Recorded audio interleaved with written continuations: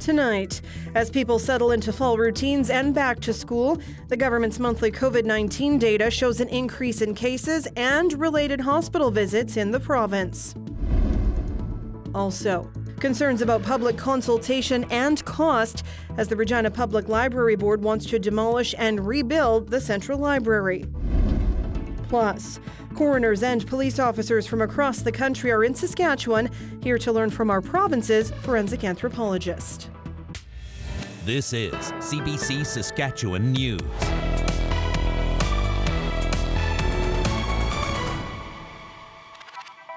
It is Thursday, September 15th, and the CBC Saskatchewan News starts right now. Good evening and thanks for watching. School is back in session and many of us are settling into our usual fall routines. But the province's top doctor says things are not quite back to normal when it comes to COVID-19. The latest monthly report from the government shows 25 people died from COVID between August 14th and September 10th. There were almost 2,000 confirmed cases and nearly 600 hospitalizations during that same time period. Both of those numbers are up from the previous period. Saskatchewan Chief Medical Health Officer Dr. Saqib Shahab says as cases creep up, it's more important than ever to get a booster. 18 and older is eligible for a booster dose even now. But the fall booster program is a new program that irrespective of your previous COVID doses, as long as you've had 2 doses in the past, it doesn't matter if you have had 1 booster, 2 boosters, you are now eligible for your fall booster, that is the bivalent. So anyone who's 70 and older, once they start booking starting next Monday, everyone will be offered the bivalent booster based on age and eligibility. The saga over a Regina City Councillor's offensive comments is not over yet, despite the chance for formal punishment now off the table. Alexander Kwan brings us the latest on Councillor Tarina Shaw. On Wednesday, the public learned that Councillor Tarina Shaw would not be punished in connection with 2 complaints that were filed with the city's Integrity Commissioner. While the formal sanction process is now off the table, we learned that the book is not quite closed on this story. And we have some follow-up work to do on some potential anti-racism training that we will hopefully undertake. On Wednesday, Council voted not to punish Councillor Shaw for comments towards another councillor. Another complaint was over comments Shaw made on 2 separate occasions. Florence Stratton and Susanna Derringer say Shaw's words on Indigenous culture and homelessness were racist. And while Shaw claimed on Wednesday that the Integrity Commissioner had declared the complaints unfounded, Stratton and Derringer say that's simply not true. Derringer, a member of the Athabascan Chippewayan First Nation, says that the Integrity Commissioner declared the complaints out of her jurisdiction. I was hoping that my assumptions, because I don't like assumptions, would be proven wrong and that she would graciously apologize and sincerely understand the impact of what she had done. But it's blatantly obvious after what she said to the news yesterday that she doesn't care. She stands by it. The complainants say anti-racism training is a good start, but that it's just the beginning. Maybe anti-racism training would start her down the path, but if Indigenous peoples think an apology is a good idea, then, yes. On Wednesday, Shaw offered an explanation for why she makes insensitive comments, saying she suffers from attention deficit disorder and has a brain injury. Those who filed a complaint say they are not doubting Shaw's diagnosis, but say that doesn't absolve her of her actions or the need to make reparations. It's really appalling to me because ADD does not make you a racist. Sorry, it just doesn't. And she might have a brain injury, but that still doesn't make you a racist. For now, Derringer and Stratton wait, hoping that Councillor Shaw begins the process of healing and atonement. Alexander Kwan, CBC News, Regina. The Regina Public Library Board wants to demolish the Central Library and build a new building in its place. The board says it would cost about $50 million to bring the current building up to code, and it believes the best option is to rebuild. But an organization called Friends of the Regina Public Library says the current building has heritage value. That group says the cost of maintaining the current Central Library versus the cost of building a new one needs to be explained to the public. Preserving our heritage is very, very important. And for one thing, I would like to see an accurate cost figure rather than just the guesstimate of $50 million, which the library board has been floating out without any substantive evidence. The RPL board is expected to vote on the building plans for the branch at its public meeting on September 27th. It says it will release the reports on the other options for the central branch by tomorrow. The public has until Monday to submit a response to present their views at that meeting. Both Havelock and Mayor Sandra Masters agree 4 days is not enough time for adequate public consultation. In other public infrastructure news, residents in Saskatoon can now weigh in on the options for a possible downtown arena. Right now, the city's looking for feedback on 2 possible locations. One is across the street from TCU Place. The second option is a couple blocks away. It's located east of the Saskatoon Police Station. People can fill out the online survey on the city's website until October 3rd.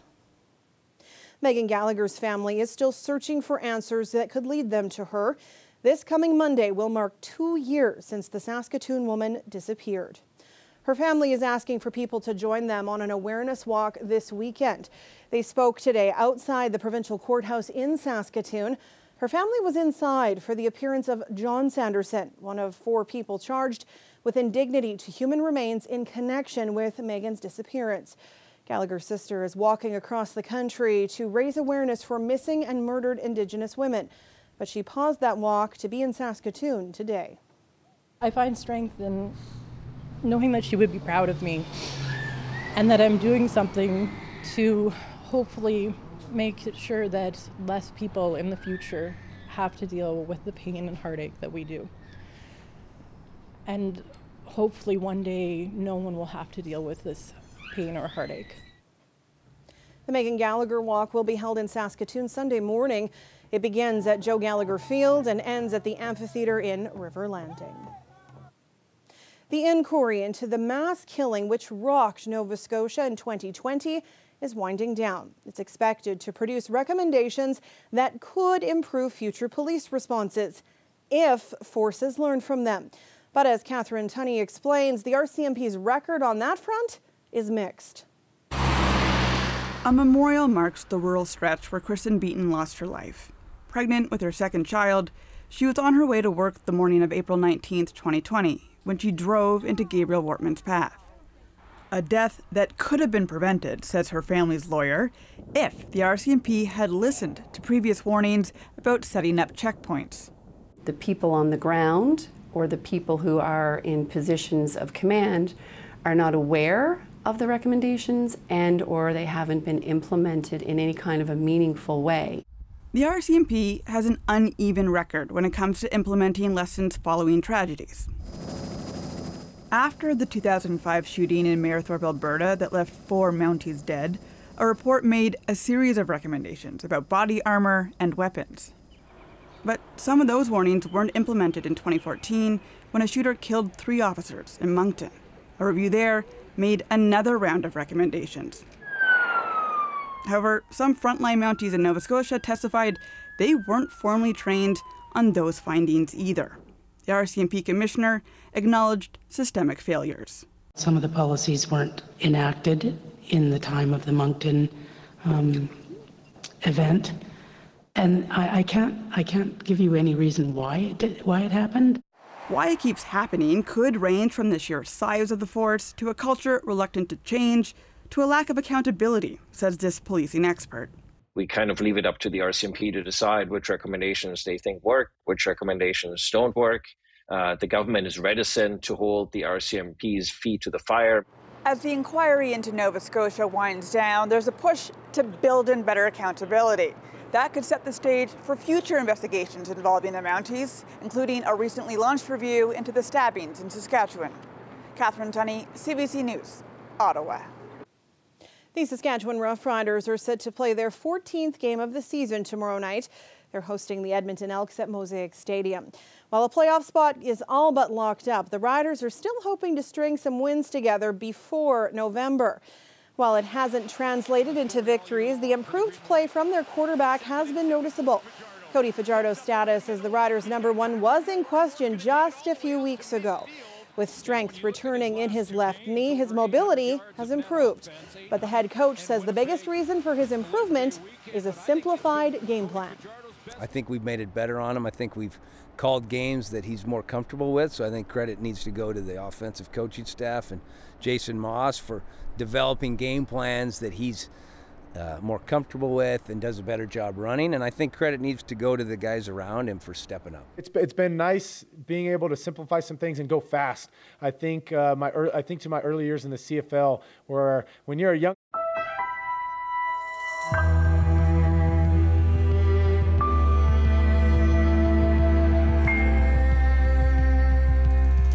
As Britons and people around the world bid a final goodbye to the Queen, attention is focusing on the new monarch. As King Charles takes over the throne, he's being watched closely for signs of what his reign could bring. Chris Brown has the story. Queuing may be the British way, but this line was remarkable, with up to an 8-hour wait to spend just a few moments next to the Queen's casket in Westminster Hall. It's been really nice though, because everybody's been friendly and everybody's here for the same reason, do you know what I mean? Outside the royal estate in Sandringham, the Prince and Princess of Wales thanked mourners. The walk yesterday was challenging. William reportedly told one woman that walking behind the Queen's casket on Wednesday was challenging and brought back memories of his mother, Diana, and her funeral 25 years ago. After an emotionally draining week, King Charles took a break from public appearances today. Since his mother's death, he's been constantly in the public eye, dealing with grief and also the intense scrutiny that comes with his new role. I speak to you today with feelings of profound sorrow. King Charles delivered a moving address to the nation. Thank you so much for your... He personally thanked crowds in Scotland and Northern Ireland, and he took part in a vigil next to his mother's coffin, all of which hints at a more transparent, visible monarch, says royal expert Robert Hardman. The succession council being televised, I thought that was very, very interesting and very indicative. We've suddenly started seeing more audiences with ministers, with opposition leaders. But transparency also carries risks, such as a minor meltdown when his pen leaked. I mean, every monarch is different. They do things differently. I think he'll be 75 next year. We can't really retrain Prince Charles. We don't need to. He's the longest serving heir to the throne we've ever had. He will do it his way. There's also been vigorous discussion here about if it's fair for King Charles to not pay inheritance taxes when ordinary Britons have to. But in this royal-friendly lineup, that wasn't front of mind. You know, we own the royal family. They are ours. Yeah. You know, and whatever they've got, the castles, the wealth and so on, it's not theirs, not in reality. No. And look at the amount of money that they bring into our country as well. This long vigil will consume London all weekend, right up until the Queen's funeral on Monday. Chris Brown, CBC News, London. Join Chief Correspondent Adrian Arsenault live in London on Monday for a CBC News special covering the funeral of Queen Elizabeth II. Our coverage begins at 3 a.m. local time on CBC Television and CBC News Network, cbcnews.ca and CBC Gem. The Current's Matt Galloway will also be in London hosting our CBC Radio News special with Marcia Young starting at 3:30 Monday morning.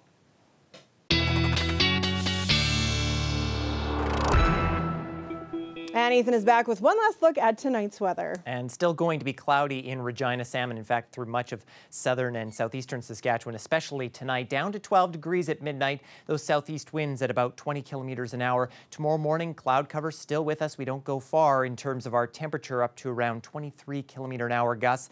And then we get to the noon hour. We could see some sunny breaks here and there, but we will be back into the clouds as we head through the rest of the afternoon. Now, Saskatoon will be a little bit of a different story. Mostly clear conditions tonight at around 10 degrees. Come tomorrow morning, we'll be up to 12, and we'll be looking at some partly cloudy skies. Those southeast winds getting close to 30 kilometers an hour, and they will be at 30 as we head to the noon hour, 16 degrees. That sun and cloud sticks around, and so it looks like through much of central Saskatchewan, Sam, we'll be having a sunnier day, but for Regina, a little bit of a different story. We'll get there eventually. Eventually, yes. Thanks, Ethan. You bet. And before we leave you tonight, a fun annual event with a serious message was held in downtown Regina today over the noon hour.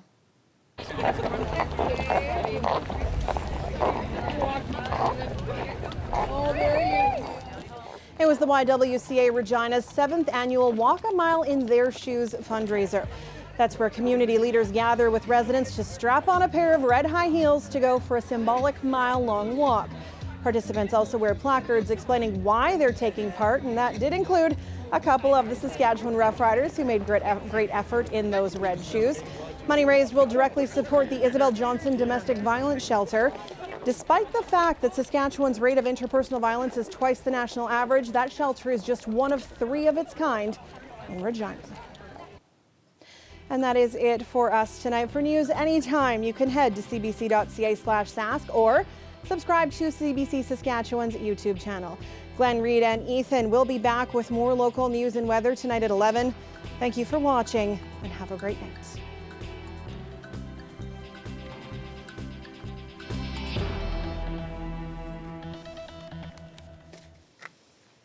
Really stalled out that brought all the showers to us yesterday, and we are now seeing that cloud cover just hanging around southeastern Saskatchewan, particularly seeing that. And tonight, as we see some of that moisture linger, we could be seeing some fog in eastern regions of the province from the Parklands all the way up to the northeast corner, and some frost in the Hudson Bay, Nipawin, and Tisdale regions as well. And as we get into tomorrow morning, that fog could create some visibility issues, specifically in Yorkton and Hudson Bay, where we could be down to half a kilometer if this morning was any indication. We could likely see that again, but that quickly burns off as we head through the morning hours. High pressure is why we could be seeing a bit of frost tonight as that cold air sinks down. Regina and the southeast part of the province, tonight and into tomorrow, we will see that cloud cover linger. Possible showers for us through the day tomorrow. Much of the rest of the province seeing clear skies, and then showers start to move in through west central and southwestern Saskatchewan as we head through tomorrow afternoon. And overnight into Saturday, we'll see that migrate northward, and the northwest part of the province likely seeing the most rainfall. But it's not anything too significant, really between 5 and 8 millimeters in places like Fond du Lac and La Loche, and even Buffalo Narrows picking up a couple of millimeters or so. Wind gusts remaining relatively calm despite a lot of activity happening at the surface level, and they won't get too much beyond 30 kilometers an hour. Now, Regina, we are looking for that sun to come out maybe tomorrow. I think it's going to be a mostly cloudy day, though, and then that warm-up comes as we head through the rest of the weekend. For Saskatoon, a very similar picture, a little bit more sunshine for you. Temperatures cool down just in time, Sam, for fall. Yes, it's on the map now. I'm mostly closely watching tomorrow's nighttime low with the first fall evening game at the stadium. Yes. It could get a little cool at Mosaic Stadium tomorrow night. Yeah, a few layers may be welcome tomorrow, yes. All right, thanks, Ethan. You bet. In southern Turkey, about 3,000 kilometers away from London, women are collecting carnations to make bouquets. They're boxed and rushed to the airport to be flown to the United Kingdom. Florists are resorting to cargo planes to deliver the flowers the same day instead of a week by truck. About 4 tons, yes, tons, have been shipped to London since the start of the week. Turkey estimates more than 500,000 flowers will reach England as the nation mourns Queen Elizabeth II. After the break, we'll have the latest on the royals. Stay with us.